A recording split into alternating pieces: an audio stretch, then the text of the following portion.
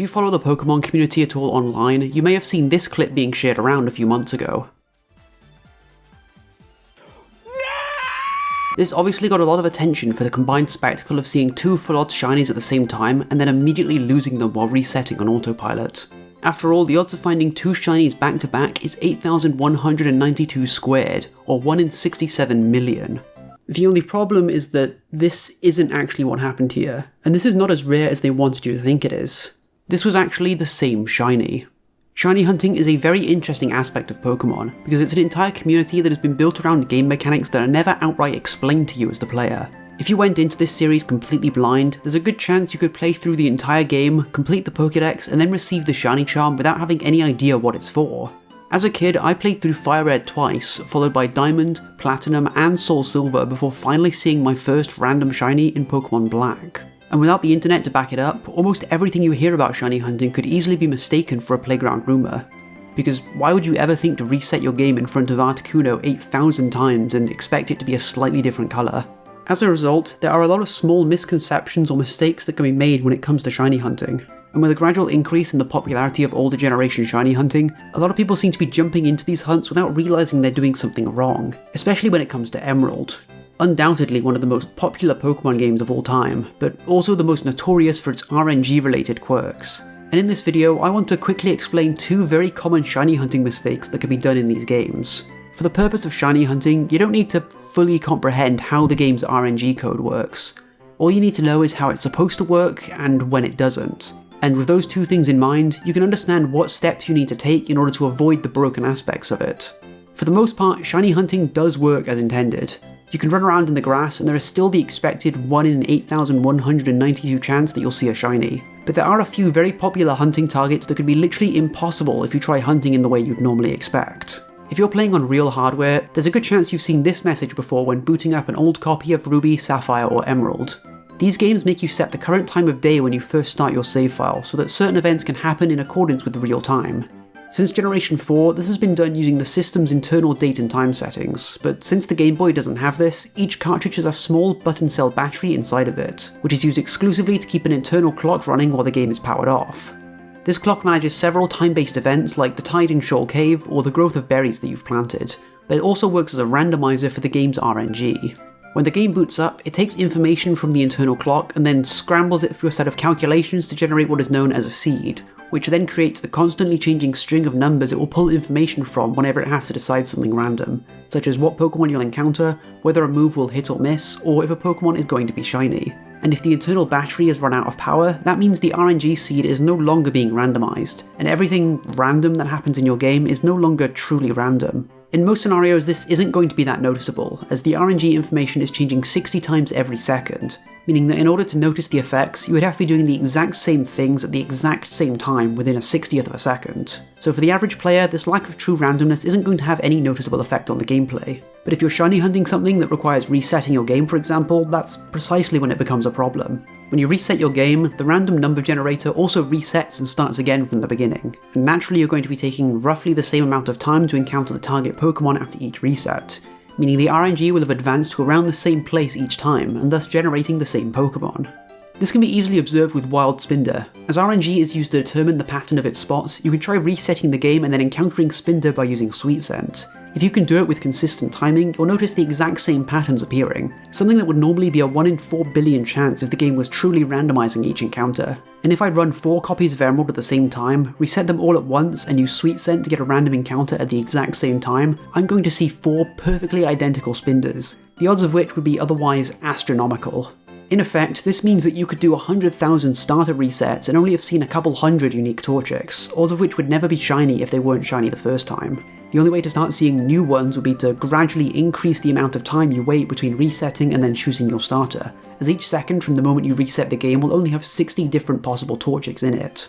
In Ruby and Sapphire, this problem is easily fixed if you're comfortable using a soldering iron to change the battery, as once the battery is replaced, the RNG seed will be randomized as normal upon each reset, giving you the expected chance of finding a shiny. However, I called out Emerald specifically at the start of this video for a reason, and that's because Emerald's RNG suffers this problem even with a working battery. Emerald never randomizes its seed, and therefore always uses the same progression of random events from the moment it starts. When it comes to hunting legendary encounters, there is a way around this. Instead of resetting the game, you have to run away from it.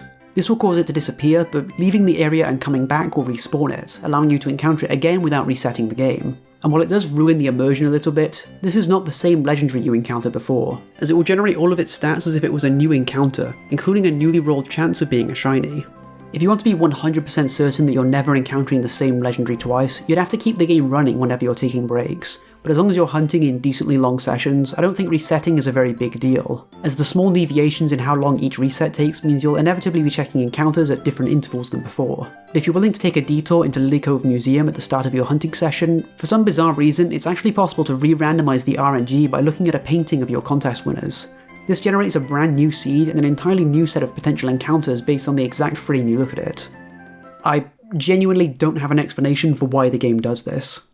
When it comes to hunting the starters, however, resetting the game is unavoidable, since there's no way to reseed your RNG in Little Root Town, and unless you spend an increasing amount of time waiting between each reset, you'll be stuck seeing the same limited amount of starters. However, the calculation that determines a shiny isn't controlled entirely by the RNG seed. I covered the exact details more in depth in my Unown video, but in short, there isn't a simple yes/no checkbox for whether the game is going to generate a shiny.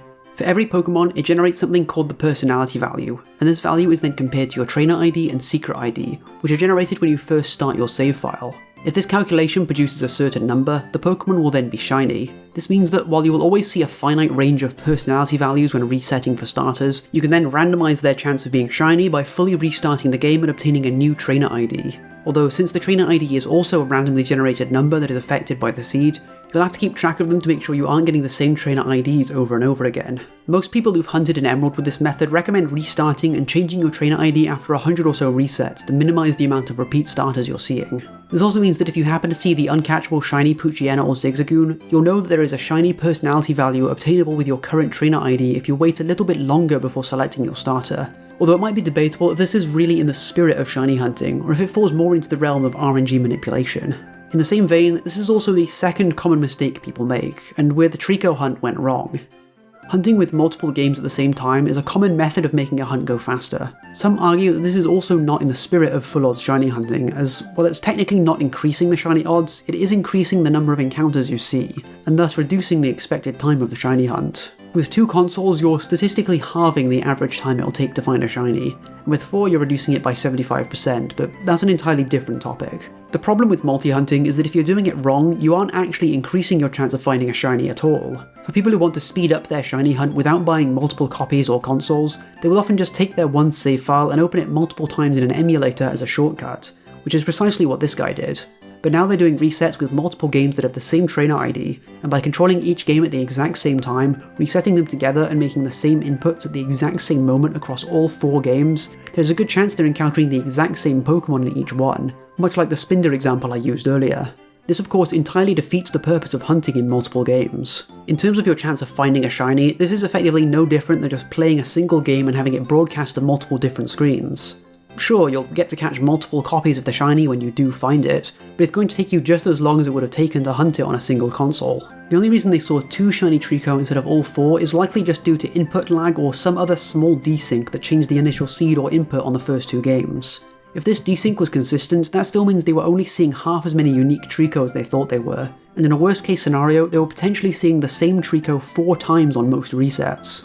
If you do want to hunt on multiple games yourself, this likely won't be a problem unless you're taking a shortcut and running them all off of the same save file. If you have multiple copies of the same game, the different trainer IDs will be enough to properly randomize your shiny chance. Even if you are resetting and controlling them all at the same time with a Wavebird or some other connected controller setup. Yeah, no, like the Cotton Eye Joe experience, it's inevitable. Ooh! Shiny Seeking! Ooh, Oh, nice. Oh, damn, I've already got that nice. one. Thanks so much for watching. I have some more videos in the works that should be coming soon, but in the meanwhile, why not check out this playlist I've made featuring videos from other channels that I've helped with or randomly featured in. That was brilliant, Candle Meat. Very much enjoyed.